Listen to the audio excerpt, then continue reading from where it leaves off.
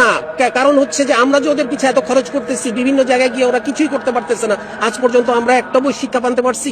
Wake up to reality. Cricket খেলছেন কখনো, মাঠে গেছেন কখনো, ব্যাট বল ধরছেন?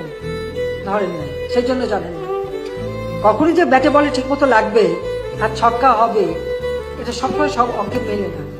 আমি কিন্তু আমাদের ছেলেপেলেদের কখনো হতাশা করি না, তাদেরকে আমি বলি আরো ভালো খেলো।